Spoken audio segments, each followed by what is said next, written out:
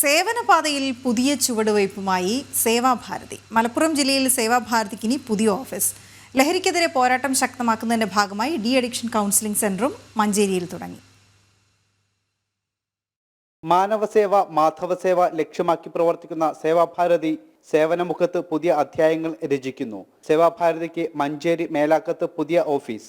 സേവാഭാരതിയുടെ ജില്ലാ ആശ്രയ കേന്ദ്രമായ ഇവിടെ ഇനി സേവനത്തിന്റെ പുതിയ പാതകൾ തുറക്കും. പുനർജനി ഡി അഡിക്ഷൻ കൗൺസിലിംഗ് സെന്ററും ഇതോടൊപ്പം ഉദ്ഘാടനം ചെയ്തു. Manjeri medical college principal doctor Anil Raj ഉദ്ഘാടനം നിർവഹിച്ചു. ഭാരതി സംബന്ധിച്ചോളം ഇപ്പം ഞാൻ തിരുവനന്തപുരത്താണ്. ഞാൻ ശരിക്കും തൃശ്ശൂർക്കാരനാണ്. പക്ഷെ ഞാൻ 94 മുതൽ തിരുവനന്തപുരത്താണ് താമസിക്കുന്നത്. ഞാൻ അവിടെ തന്നെയായിരുന്നു അധികം ജോലി ചെയ്തിട്ടുള്ളത്.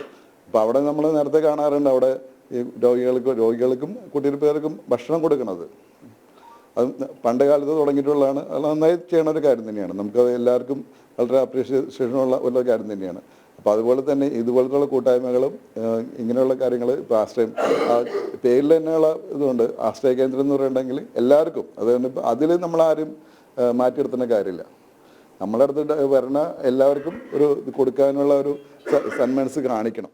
AK ബാലകൃഷ്ണൻ നായർ, ഭാര്യ സത്യവതി ടീച്ചർ എന്നിവർ മഞ്ചേരി നഗരത്തിൽ 50 സെന്റ് സ്ഥലം സേവാഭാരതിക്ക് സൗജന്യമായി നൽകിയിരുന്നു.